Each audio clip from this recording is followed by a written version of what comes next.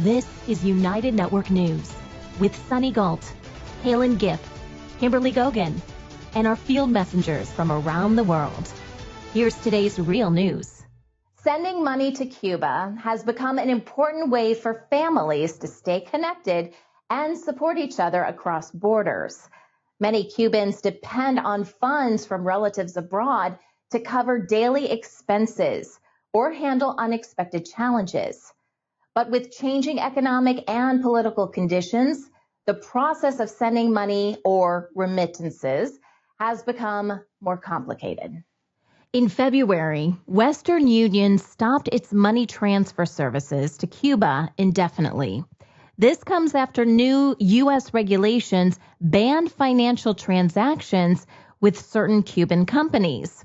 Their local partner, Orbit SA, was added to the Cuba restricted list, which blocks U.S. companies from working with Cuban entities tied to the military. As a result, Western Union can't process transfers in Cuba anymore, hitting an already struggling economy. These restrictions have made it harder for Cubans to get money from family and friends abroad. Without reliable ways to send money, many Cubans are forced to use risky alternatives, like carrying cash through travelers or turning to digital currencies. These options come with problems like high fees and security risks, making it even tougher for Cuban families to get by. Has an impact because the government in Cuba uses the money mainly to maintain the electric power, to maintain these hospitals, to maintain the schools, to maintain the food of the ration card. So if you make life difficult for the government, there's no way that has no impact on the people. The Cuban Ministry of Foreign Affairs issued a statement saying countless Cuban families will be affected by the suspension of sending remittances through Western Union to Cuba as a result of the U.S. government's change of course in its irrational hardline policy towards the island. Several Cuban citizens share their reactions over the reinstated U.S. sanctions. It all aims against our country's economy and the families who will no longer receive the financial assistance. This measure aims to have the Cuban government adopt what they call a democratic aperture. But it won't work. It will only inflict more hardships on our people. The situation is further complicated by the severe liquidity crisis in Cuban banks, preventing many customers from accessing foreign currency and cash, which has stirred growing public frustration.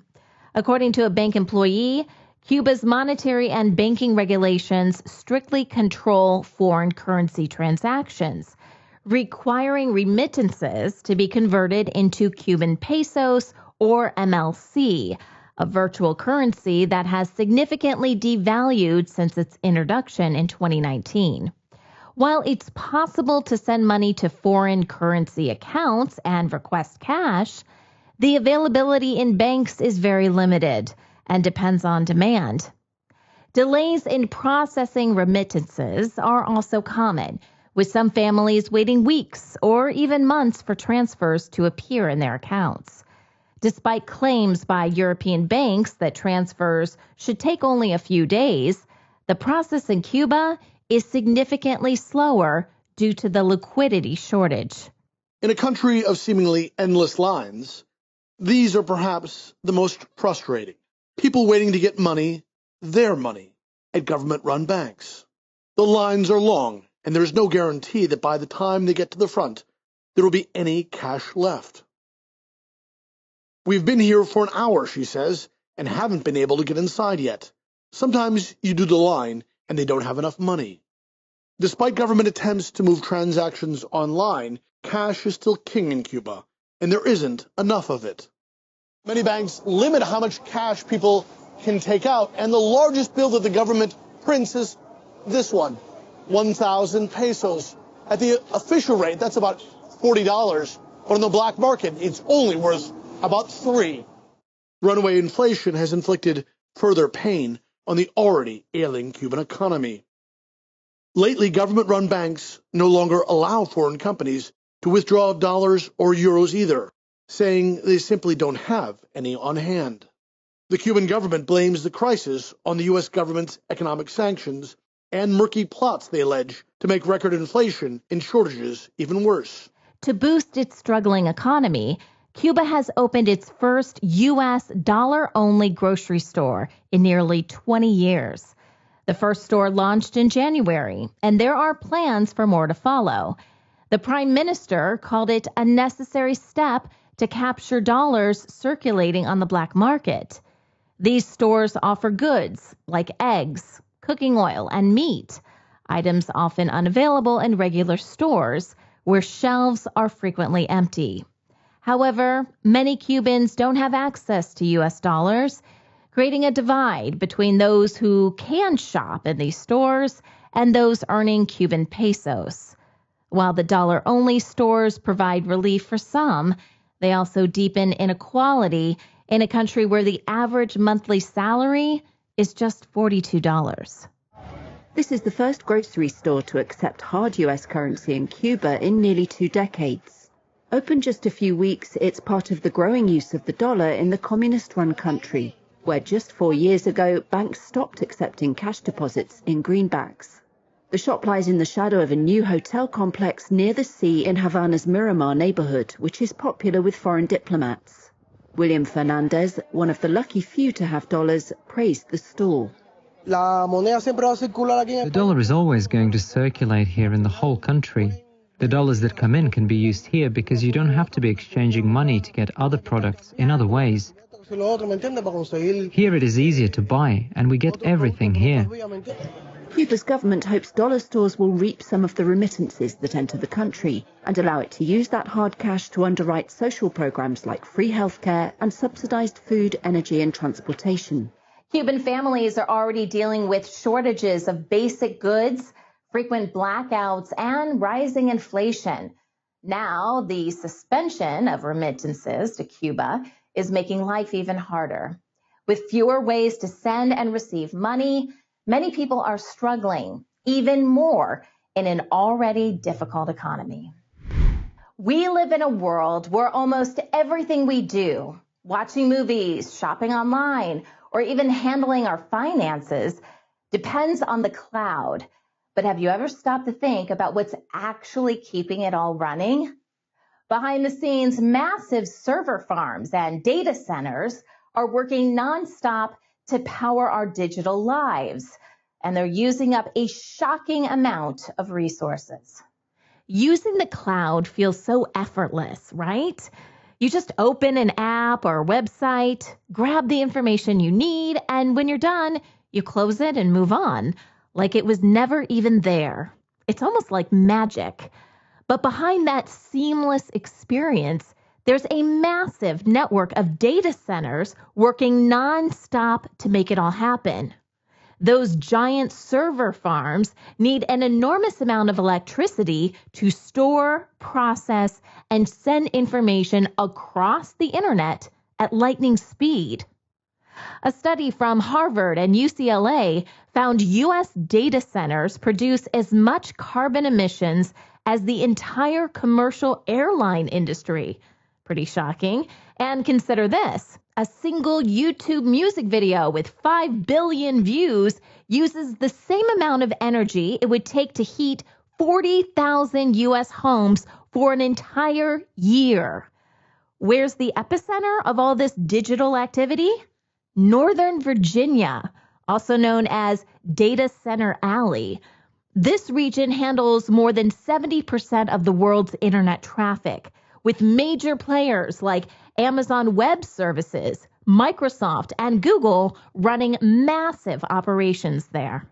Data centers use a staggering amount of electricity. New proposals are averaging between 60 and 90 megawatts per facility. For scale, a single 60 megawatt data center building will use the same amount of electricity as roughly 15,000 households. Even if a data center's large roof were covered with solar panels, it would only produce a small fraction of the power needed. When data centers are proposed in Virginia, their applications are considered and approved solely by the county, city, or town that they'll be built in. The locality considers each application individually on its merits, how much tax revenue it'll generate, how it will look, the specifics of its design, and then they make a decision.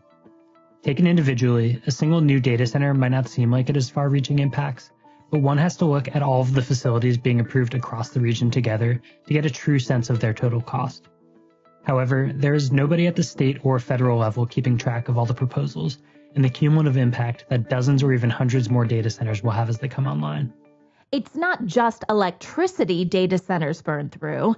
They're also incredibly thirsty. These massive facilities generate a ton of heat, and to keep servers from overheating, they rely on heavy-duty cooling systems. The catch?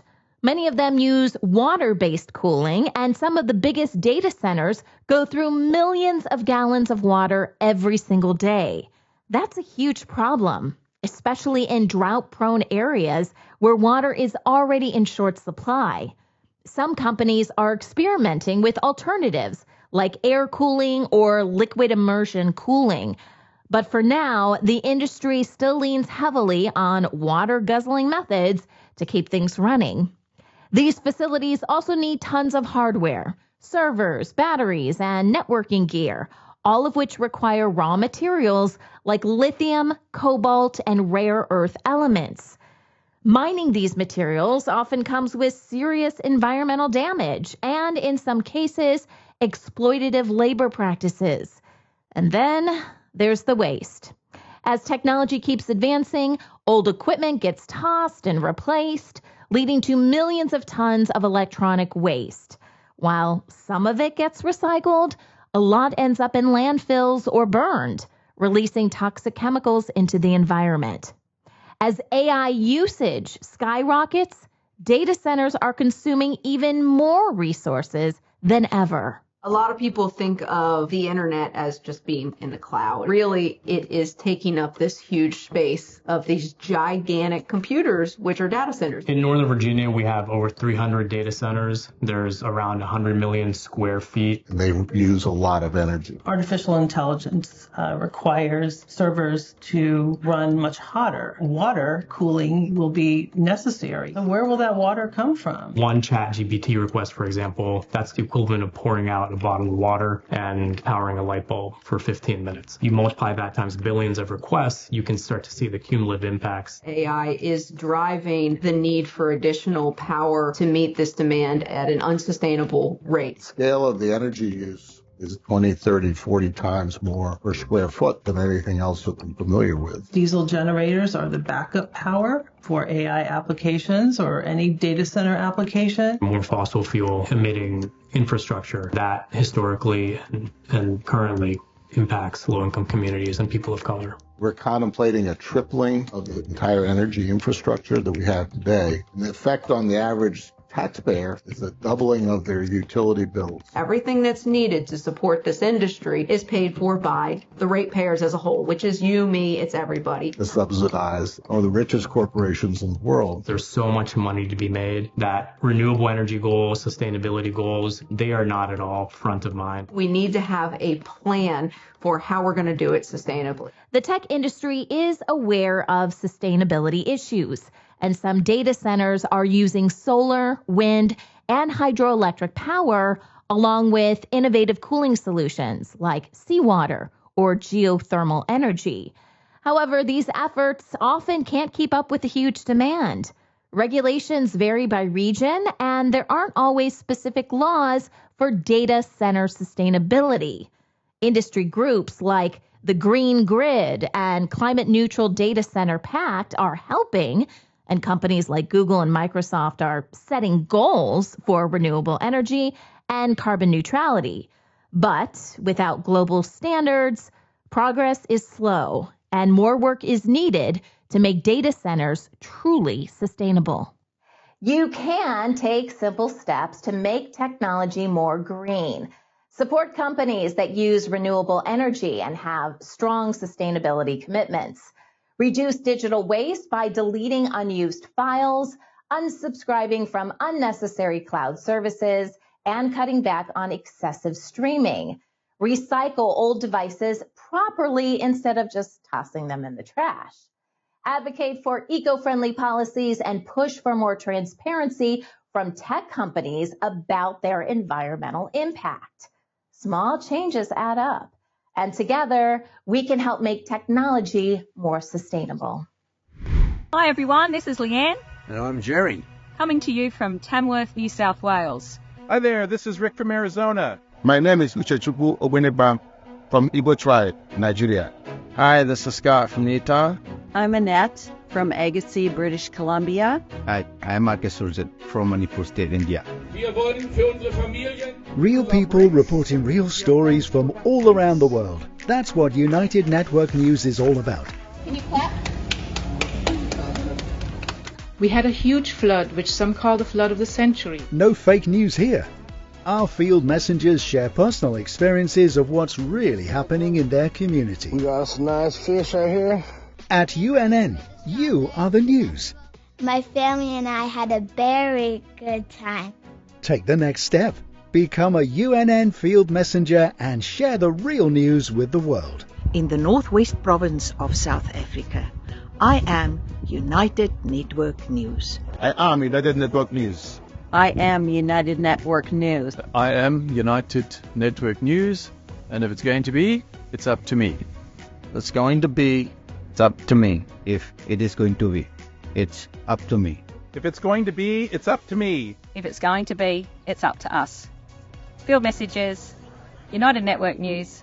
See you next time. Step into a world of possibilities with New Earth, a groundbreaking series that shines light on holistic ways to live, work, and thrive. Join us weekly to discover new innovative ideas and explore the world around us as we, together, create our future, our New Earth. Trump National Golf Club in Bedminster, New Jersey is known for its distinctive features, such as a goat hotel, elegant banquet spaces, and opulent residencies for Trump and his visitors. Ivana Trump is also buried there. UNN Field Messenger Amy gives us a tour of the club.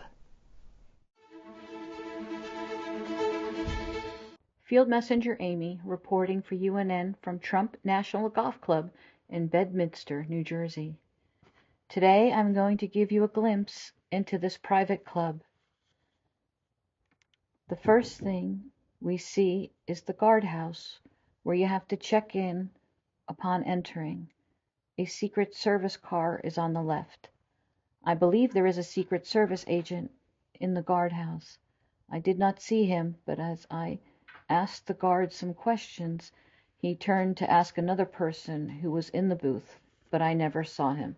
It is a long drive up to the clubhouse from the entrance, but we see two buildings on the way up to the clubhouse. The first building we see is a pickleball court on the left. The next building is for maintenance. There are many maintenance buildings all over the grounds.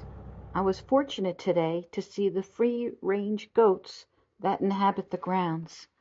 These goats make this a farm, and therefore Trump gets a tax deduction on this property. This building with the round silo on it is the Goat Hotel, which houses the goats. It is called the Goatel. At the end of the long drive, you finally reach the clubhouse. The first floor can be rented out to the public for weddings and events. The second floor is where the members eat. In front of the clubhouse is this fountain. You can see the cars arriving for the bridal shower event that is happening here today. This is the third time I have been to Trump National Golf Course. The first time was for a golf tournament. I had access to the VIP room where I sat next to Eric Trump's table. His wife Lara was pregnant at the time, and Don Jr.'s wife was there, but I don't recall seeing Don. What I do remember was that his wife didn't look very happy, and I don't recall Lara looking at all like she does today on TV. Here's the buffet and bar set up in the first room, and attached is the smaller banquet room. The desserts were put out so early they were stale or just didn't taste good, and I heard this from several guests. This is the large banquet hall. I attended a wedding reception here, and the food wasn't very good then. I will say the chicken today was moist, but the beef dish lacked flavor. Just past the clubhouse are the men's locker rooms in the large building with the pro shop underneath. and across the way is the smaller woman's locker room building.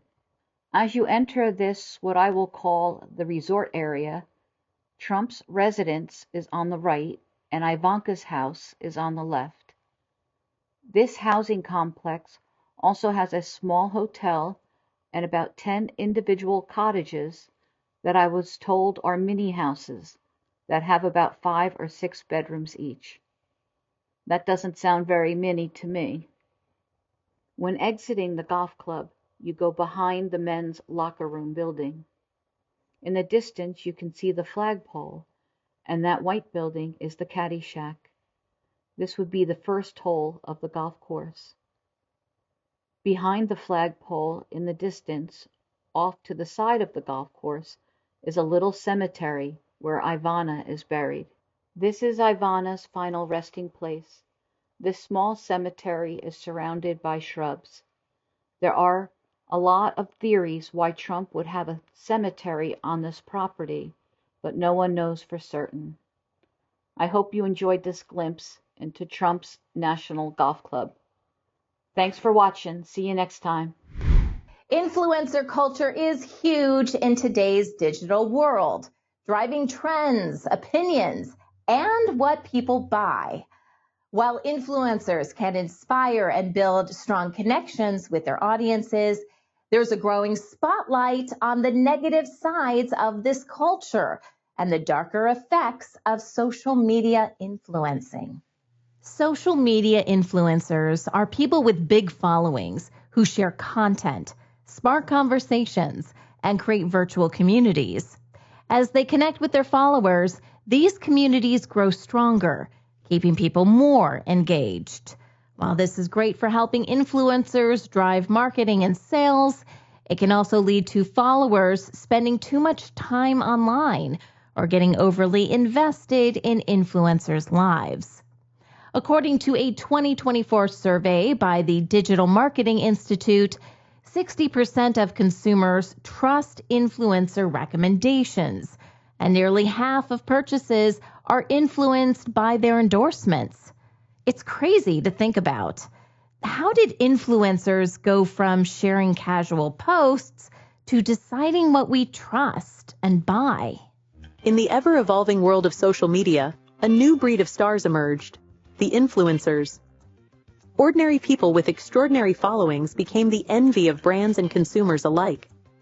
From fashion gurus to fitness enthusiasts, influencers seem to have it all: fame, fortune, and the power to sway millions with a single post. The influencer phenomenon took the world by storm. Brands capitalized on this new marketing avenue, showering influencers with sponsorships and freebies. Suddenly, being an influencer was the dream job. With a few well-curated posts and a loyal following, anyone could become an overnight sensation. Stories of influencers raking in six-figure incomes from sponsored posts flooded the internet. Teenagers quit school to pursue their influencer dreams, lured by promises of wealth and freedom. Even traditional celebrities jumped on the bandwagon, leveraging their fame for lucrative partnerships. A new study from the University of Portsmouth highlights the risks of influencer culture and calls for stricter regulations. One major issue is how influencers promote unrealistic lifestyles, constantly showcasing idealized, filtered versions of their lives that can leave followers feeling inadequate. Experts warn this can lead to mental health issues like anxiety, depression, and low self-esteem, especially among younger audiences trying to match these impossible standards. Adding to the problem, many influencers blur the line between honest recommendations and paid promotions, often endorsing products they don't actually believe in, which can damage their followers' trust. Influencer culture also encourages materialism, pushing a buy more mentality that affects personal finances and harms the environment. Plus, oversharing and data collection by influencers create security risks for both them and their followers. Think you know everything about your favorite influencers? Think again. First up, Did you know most influencers aren't living the lavish lives they portray? Many are drowning in debt just to keep up appearances. And those hashtag-sponsored posts? They're not always as honest as they seem. Some influencers promote products they've never even used. The pressure to stay relevant leads to burnout, with many influencers struggling with mental health issues. And here's the kicker. Follower counts can be faked. Yep, bots and paid followers are more common than you think. So next time you scroll through those perfect feeds, remember, not everything is as it seems in the world of influencers. Influencer culture isn't just affecting adults, it's shaping children's lives too, often in ways they can't control. While kids working in entertainment isn't new, many countries still don't have laws to protect children featured in social media content. Family vloggers and kid influencers, often called sharenting, or momfluencers or kidfluencers, have turned everyday parenting moments into big money.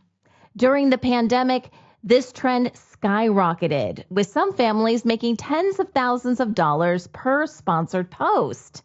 According to a 2023 research paper from the Chicago Journal of International Law. But concerns about how this impacts kids are growing. Outlets like Teen Vogue have featured anonymous child influencers sharing how stressful it can be to have their parents as their boss.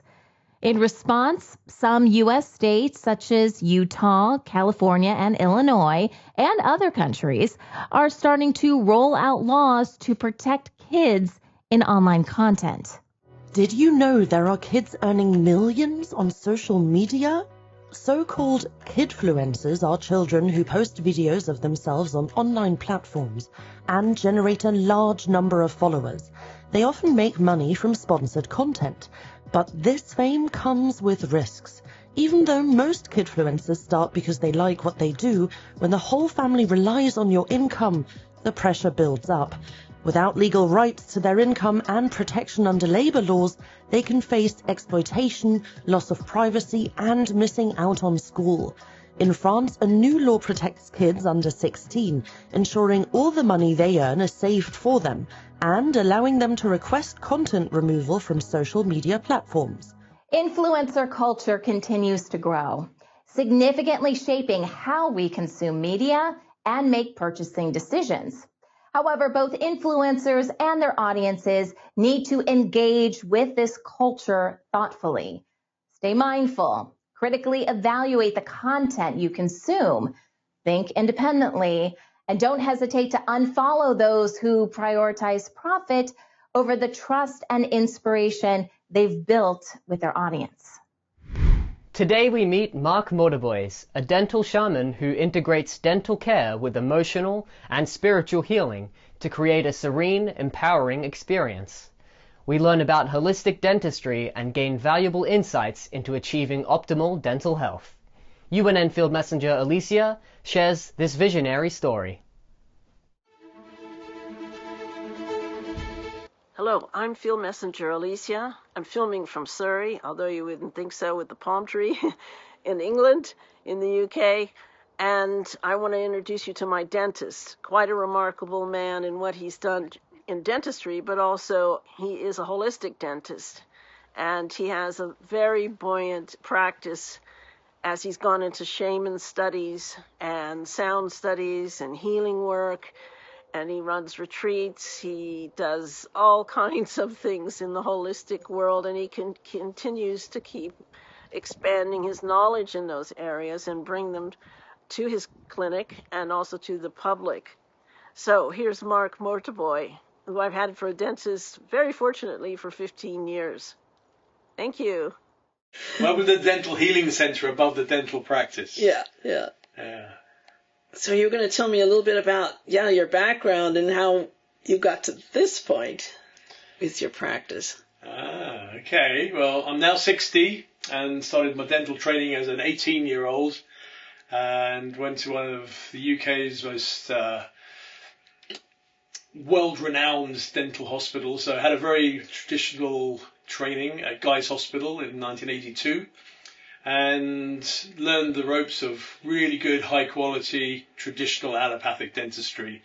And over 40 years, really through travel and meeting many, many amazing healers and holistic healthcare practitioners after a 2-year cultural exchange in Australia and the Far East, and living with tribes in jungles, just developed another way of looking at dentistry over that period. And it started off as traditional holistic dentistry, and met many great teachers from the US in particular that came over to the UK, and I also went over to the US a few times to gain insights. All kind of helped maneuver a traditional training into a more holistic training. And then over the last 10 years in particular, so really moving it much more higher dimensionally. So not just focusing on the physical, but really the Trinity, the mind, body, spirit Trinity. And I feel a lot of holistic dentistry, even now, still very much focuses on just purely on the physical. So like, let's replace one product with another. So like a metal product for a ceramic product. Let's replace one chemical with another chemical with less fluoride in it, but it's still a chemical. And I feel that has a massive place and is a really lovely stepping stone away from the traditional allopathic model. And I also feel that the traditional allopathic model also has a place as well. So I kind of feel like, personally, I'm bridging, a bit like a shaman bridges the upper world, the lower world and the middle world, and sort of bridging these dimensions. I feel I'm bridging the dimensions of dentistry and healthcare in general, from very much the physical, mental, emotional, and the spiritual. And that's really what I've been doing for the last 30 years in clinic. And downstairs we opened 25 years ago. And over the last couple of years in particular, had this real calling. It was during that kind of pandemic time, about 5 years ago, got this calling to step away from full-time clinical work and become a messenger. And I feel like this message is really crystallizing. And it came to me 18 months ago to call it shamanic dentistry. Also as a herbalist, so he's really doing his homework and sharing that knowledge that he's bringing back on all kinds of therapies that you can do at the home and everything. So he's somebody to really take a look at and enjoy the knowledge that he brings. So thank you very much for watching. School children in Fuerteventura, Spain kicked off the 2025 Corraleo Carnival with energy and color.